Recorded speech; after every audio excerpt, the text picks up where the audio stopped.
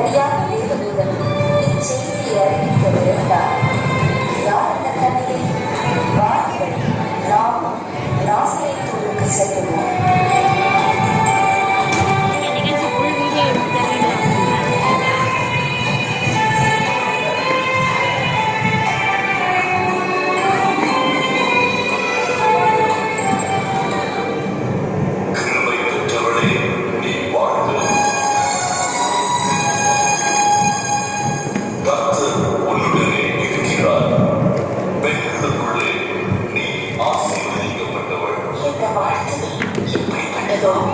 மரியாதை பயப்படாத, நீ தேவனிடத்தில் கிருபை பெற்றாய்.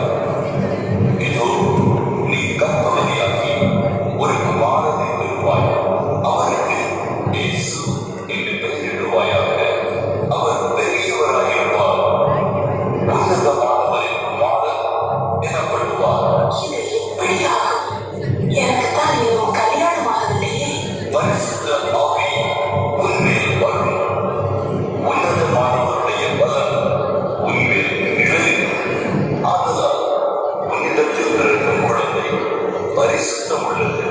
அந்த குழந்தை தேவனுடைய குமாரன் எனப்படும்.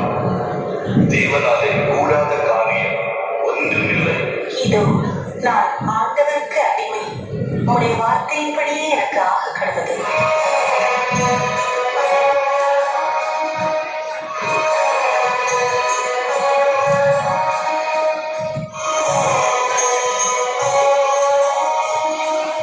தனக்கு திருமணத்திற்காக நியமிக்கப்பட்ட மரியாள் கர்ப்பவதியாக இருப்பதை கேள்விப்பட்ட யோசேப்பு என்ன செய்தான் என்பதை காண்போமா?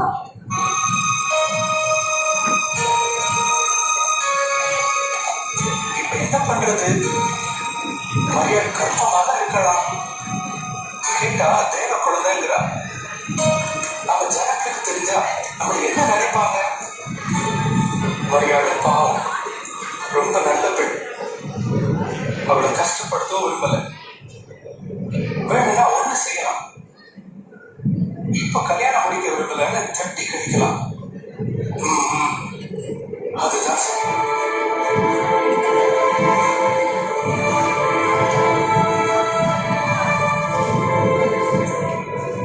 தாவீதின் குமாரனாகிய யோசேப்பே, மரியாளை சேர்த்துக் கொள்ள ஐயப்படாதே. மரியாளிடத்தில் உற்பத்தியாயிருக்கிறது பரிசுத்த ஆவியினால் உண்டாது. அவள் ஒரு குமாரனை பெறுவாள். அவருக்கு இயேசு என்று பெயரிடுவாயாக. அவர் ஜனங்களின் பாவங்களை நீக்கி அவர்களை ரட்சிப்பார்.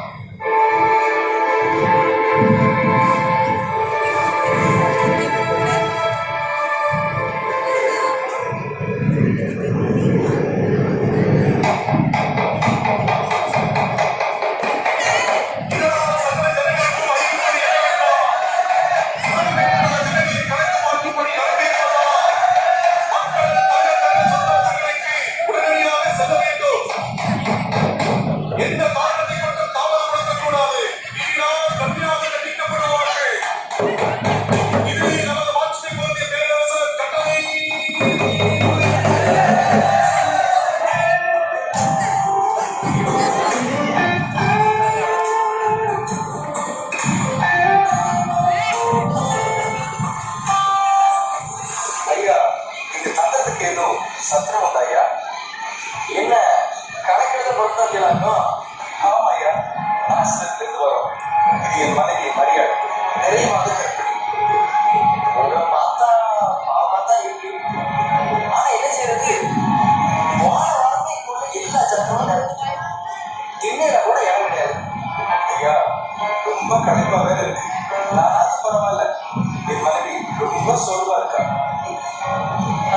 கொஞ்சம் இருங்க, இந்த பக்கத்து சத்திரத்தை ஆள் வாங்க. அவன்கிட்ட கேட்டேன், யோ சத்திரக்காரர, இவங்க 2 பேரும் நாசத்துல இருந்து வந்திருக்காங்க. உங்க சத்திரத்துல இடம் இருக்கா? அப்பா, உனக்கு வேற வேலை இல்லையா?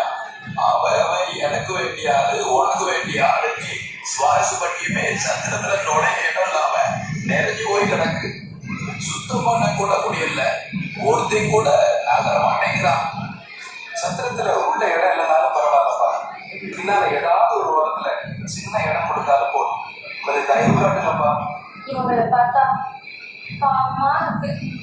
எப்படியாவது உங்களுக்கு உதவி செய்யறேன். சொன்னாலும் கேட்க மாட்டீங்க. பின்ன என்ன பண்ண? சத்திரம் உள்ள போங்க. பின்னால மாட்டு தோடு இருக்கு. மாடெல்லாம் ஓரமா தான் கட்டி இருக்கு.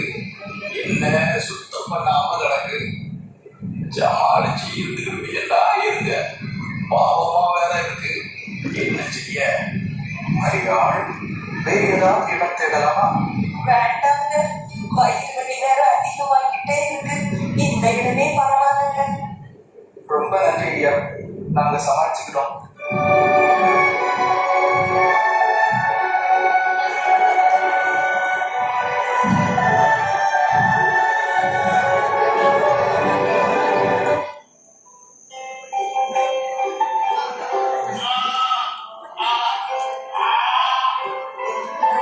மேய்ப்பர்கள் வயல்வெளியில் தங்கி ராத்திரியிலே தங்கள் மந்தையை காத்துக் கொண்டிருந்தார்கள்.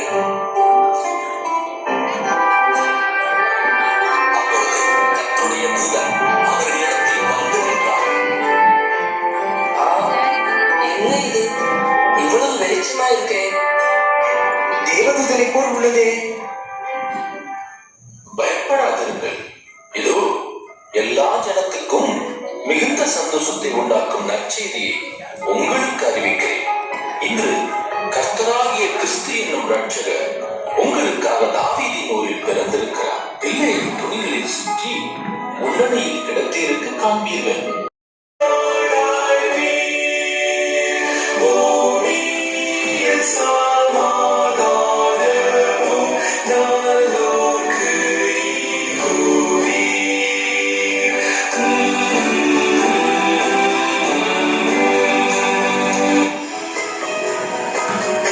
நாம் உடனே பெத்லகேமுக்கு செல்வோம், வாருங்கள். ஆமாம், தேவதூதன் சொன்னதைப் போலவே நமக்கு ஒரு அரசன் பிறந்திருக்கிறார். வாருங்கள், நாம் அவரை வணங்கி தொழுது கொள்வோம்.